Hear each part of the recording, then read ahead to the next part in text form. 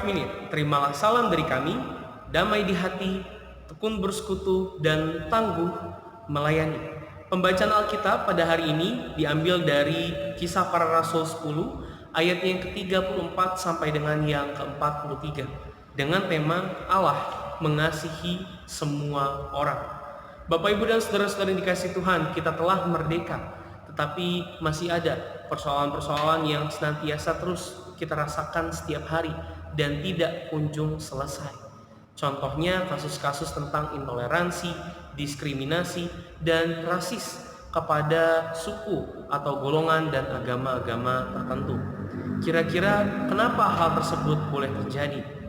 Kita boleh melihatnya mungkin ada sikap yang kurang dewasa dalam melihat dan menerima perbedaan dari orang lain, serta sikap kita yang cenderung suka untuk membenarkan diri sendiri, melihat bahwa pribadi kita adalah pribadi yang paling baik, paling benar, dan orang lain yang salah dan patut untuk dipersalahkan. Contoh-contoh sikap seperti ini adalah bukan sikap yang harus dimiliki oleh pengikut Kristus. Benarkah kita juga melihat bahwa golongan kita adalah golongan yang paling benar dan patut untuk diselamatkan, sedangkan yang lain tidak? Semuanya tergantung pada satu hal, Bapak Ibu, cara pandang kita terhadap orang lain. Apakah mereka adalah sesama kita atau bukan sama sekali?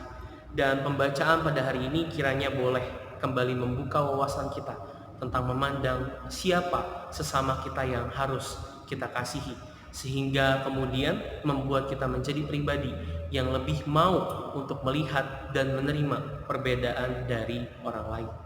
Pembacaan Alkitab pada hari ini menceritakan tentang dua tokoh, Petrus dan Kornelius, yang mendapatkan penglihatan dari Tuhan. Pertama, tokoh Kornelius. Dalam pembacaan ini dikatakan bahwa Kornelius adalah seorang perwira pasukan yang dalam hal ini juga adalah pribadi di luar garis keturunan orang-orang Yahudi. Tetapi ia takut akan Allah, Bapak Ibu. Ia mengasihi dan bersedekah kepada orang-orang Yahudi, serta senantiasa berdoa kepada Allah. Berdasarkan kehidupannya, Allah berkenan untuk menerima dan mengingat Kornelius sebagai umatnya. Bapak Ibu yang dikasihi Tuhan, itu Kornelius, kemudian Petrus. Dalam hal ini dapat kita katakan, dapat kita pahami bahwa Petrus adalah pembawa kabar keselamatan tentang Kristus. Diberikan penglihatan juga oleh Allah. Ia diberikan sebuah pemahaman untuk mengerti bahwa Allah tidak pernah membeda-bedakan orang.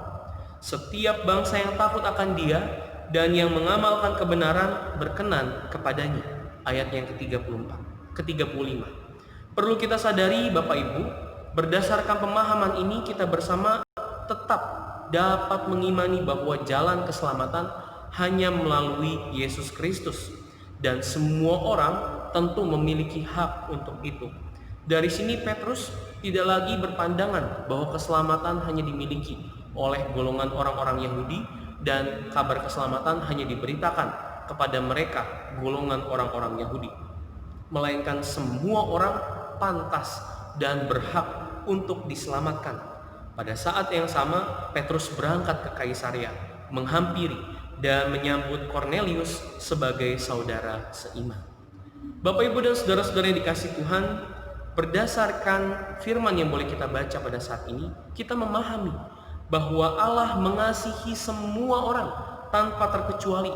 Ada harapan ketika hal tersebut ditunjukkan terhadap setiap kita tidak lagi membeda-bedakan orang lain, tidak lagi menganggap bahwa diri kita adalah yang paling benar, apalagi paling dekat dengan Tuhan, dengan didasari alasan bahwa kita adalah pengikut Kristus. Tanpa kita sadari, Bapak Ibu, ketika kita melihat bahwa orang lain tidak memiliki harapan untuk diselamatkan, hingga menimbulkan sikap kita tertutup terhadap orang lain, tidak mau bergaul, tidak mau bertoleransi, tidak mau menjalin hubungan baik, tidak mau menerima perbedaan yang ada di antara mereka, yang ada di luar golongan kita.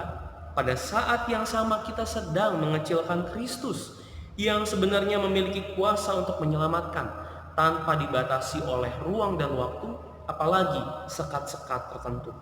Sikap egois, sikap menutup diri membatasi kita untuk mewartakan kasih Allah kepada orang lain. Yang sebenarnya Bapak Ibu, Allah sendiri berkenan kepada mereka semua.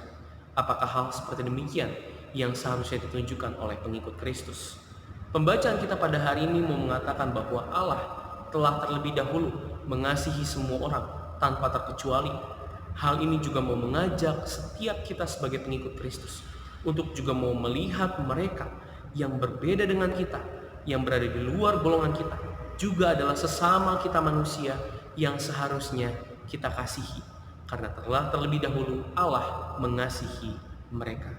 Marilah kita mengutamakan tindakan kasih bukan hanya kepada setiap mereka yang adalah sesama pengikut Kristus, melainkan kepada semua orang, siapapun mereka, baik yang kita kenal maupun tidak, apapun latar belakang mereka, mereka adalah saudara kita.